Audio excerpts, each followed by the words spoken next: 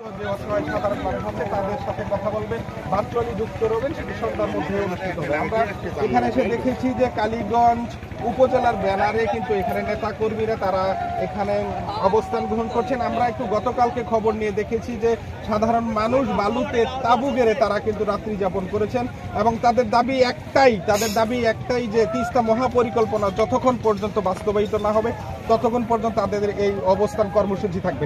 আমরা দেখেছি যে এখানে উপজেলা বিএনপির আহ্বায়ক কমিটির একজন সদস্য, তিনি তার ইউনিয়ন থেকে এবং তার উপজেলা থেকে সাধারণ মানুষ নিয়ে এসছেন এবং তিনি রাত্রি যাপন করেছেন। আমরা একটু তার সাথে কথা বলতে চাই। গতকালকে আমরা যেমনটি জেনেছি যে সাধারণ মানুষ তাঁবু গেড়েছিলেন, আসলে তারা কেন তাঁবু গেড়েছিলেন এবং তাদের দাবিটা কি?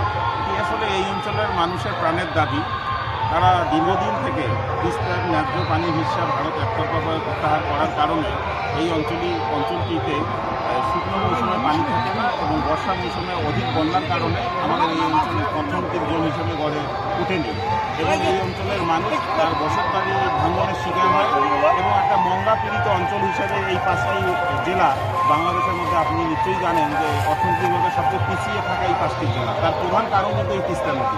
কাজেই বিগত সরকারের ফ্যাসিস্ট হাসিনার বিরুদ্ধে যেমন একটি খুশি উঠেছিল, ঠিক সেরকমই আমরা আন্দাজ করতে পারতেছি যে জনাবদ্ধ আসাদুলের দুলু মহোদয়ের নেতৃত্বে তিনি প্রধান সমন্বয়কারী, তার পরিকল্পনা মাফিক আমরা 48 ঘন্টার অবস্থান কর্মসূচি নিয়েছি এবং এতে যেহেতু জনগণের মনের সঙ্গে মিলে গেছে আন্দোলনটি, তাই তারা তাঁবু গেড়ে এই শীতের রাতেও তারা এখানে অবস্থান নিয়েছিল এবং আজকের কর্মসূচির পরবর্তী আমাদের প্রধান সমন্বয়কারী যিনি কর্মসূচি ঘোষণা করবেন, ওই কর্মসূচি এই অঞ্চলের মানুষ পালন করবে।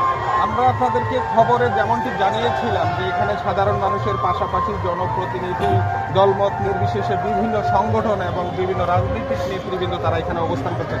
আমরা এখানে এসে দেখেছি একজন জনপ্রতিনিধি চেয়ারম্যান, তিনিও কিন্তু তার লোকজন নিয়ে এখানে এসছেন। আমি আপনার কাছে একটু জানতে চাই, আসলে কখন এসেছিলেন? ধন্যবাদ। আমি গতকালকে আমরা সকাল 10টার দিকে এখানে আসি আমরা আসলে আমাদের যে প্রধান সমন্বয়কারী অধ্যক্ষ আসাদুল হক দুলু ভাইয়ের নেতৃত্বে আমরা এখানে আসি। আমাদের আসলে কর্মসূচি হইল 17 এবং 18 তারিখ। আমাদের এই মহাপরিকল্পনা যদি বাস্তবায়ন না হয়, আমরা যতক্ষণ পর্যন্ত এই পরিকল্পনা বাস্তবায়ন না হবে ততক্ষণ পর্যন্ত আমরা এই নদীর চর ছাড়ব না। আমরা একটু কথা বলতে চাই, জেলার একজন নেতা আমরা এখানে এসে দেখেছি তার যে কর্মী সমর্থক যারা আছেন তারা সহ রাত্রি যাপন করেছেন এবং এই মুহূর্তে তিনি কিন্তু প্লাকার্ড হাতে নিয়ে যে তিস্তা খরস্রোতা তিস্তা আজকে মরতে বসেছে, মরা প্রায় মৃত প্রায় যে তিস্তা, সেই তিস্তা নদীতে কিন্তু তিনি তার নেতাকর্মী সহ এসছেন। আমরা একটু তার অনুভূতি জানতে চাই যে আপনারা এই ধর্মঘট বা এই অবস্থান কর্মসূচি কতক্ষণ চালু রাখবেন, আপনাদের অনুভূতি? 48 ঘন্টা চালু রাখবো।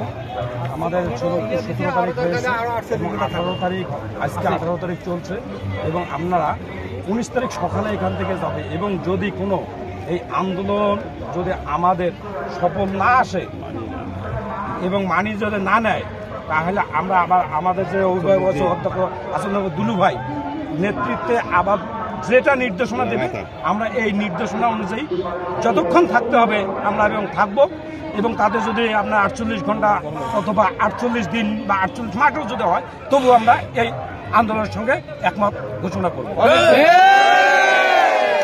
এই মুহূর্তে উপস্থিত আছি মহিপুরের যে তিস্তার গঙ্গাচড়া পয়েন্ট রয়েছে, সেখানে রয়েছি। এখানকার সর্বশেষ খবর আমি মাহফুজ রহমান আপনাদের সাথে থেকে যুক্ত।